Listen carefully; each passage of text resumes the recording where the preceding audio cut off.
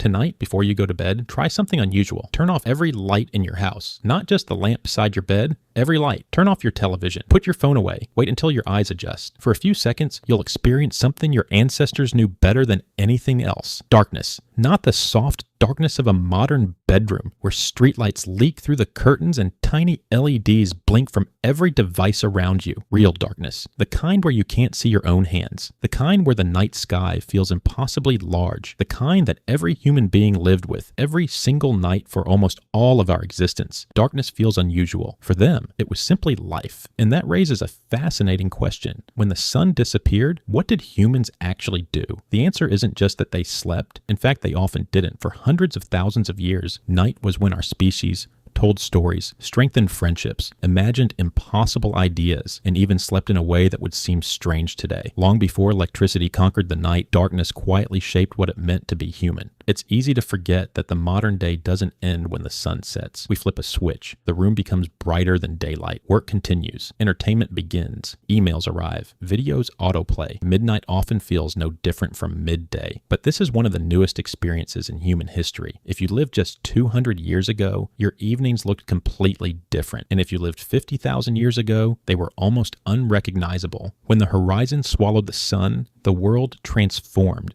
Familiar paths disappeared. Trees became silhouettes. Every sound carried farther through the darkness. For early humans, night wasn't empty. It was alive. Predators hunted under its cover. Lions, hyenas, leopards, animals whose eyes were far better adapted to darkness than ours ever were. Humans are surprisingly poor night hunters. Compared to most predators, our vision collapses after sunset. Walking alone in the dark wasn't simply uncomfortable, it could be fatal, which is why, for much of human history, surviving the night depended on a single discovery: fire. The oldest widely accepted evidence of controlled fire comes from Wonderwork Cave in South Africa, dating back roughly 1 million years. Once we learned to keep fire alive, our species changed forever. Most people think fire's greatest gift was warmth or cooking, but its greatest gift was something much less obvious: time. Before fire, the useful day ended with the sun. After fire, the day stretched into the night. For the first time in history, humans weren't simply surviving after sunset, they were living.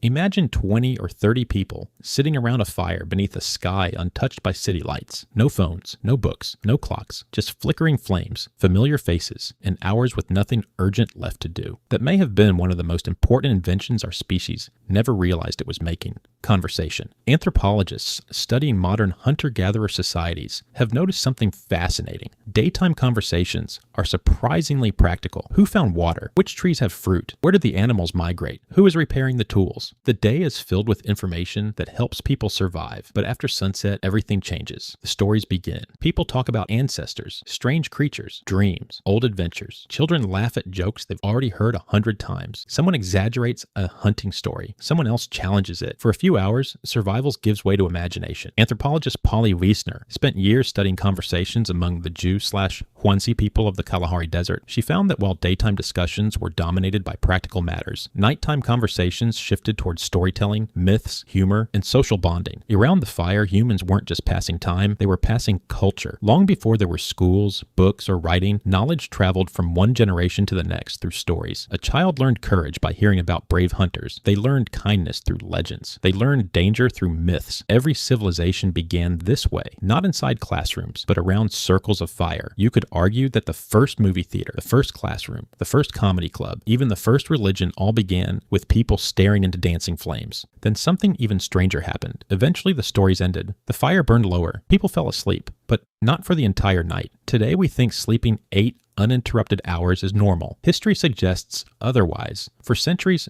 people regularly described something they called first sleep and second sleep. They went to bed shortly after sunset, slept for roughly 4 hours, naturally woke in the middle of the night, stayed awake for an hour or two, then returned to sleep until dawn. This wasn't considered unusual. It was simply how nights worked. People prayed, visited neighbors, reflected on dreams, or simply lay awake beneath the stars. To them, the quiet hours between sleeps weren't a problem to solve. They were part of life. The most surprising part? Modern science suggests this rhythm may not have disappeared because our biology changed. It disappeared because our environment did. Everything changed remarkably fast. First came brighter candles, then gas lamps, then electric streetlights. Then, in 1879, Thomas Edison helped bring practical electric lighting into everyday life. For the first time, darkness stopped deciding when the day ended. Humans did. Factories stayed open longer. Cities never truly slept. Work expanded into hours that had belonged to rest for hundreds of thousands of years. Within only a few generations, something our ancestors had experienced every single night vanished almost completely: darkness itself. Today, many people spend hours under artificial light after sunset. Our eyes tell the brain it's still daytime. Melatonin, the hormone that prepares the body for sleep, is released later. The body clock shifts. We stay awake longer. Sleep becomes lighter. Morning becomes harder. Researchers have found that after spending several days outdoors with only natural sunlight and firelight, people's internal clocks begin drifting back toward the rhythm of sunrise and sunset. It's as though an ancient schedule was waiting quietly underneath modern life the whole time. It's easy to think electricity simply made life better, and in many ways,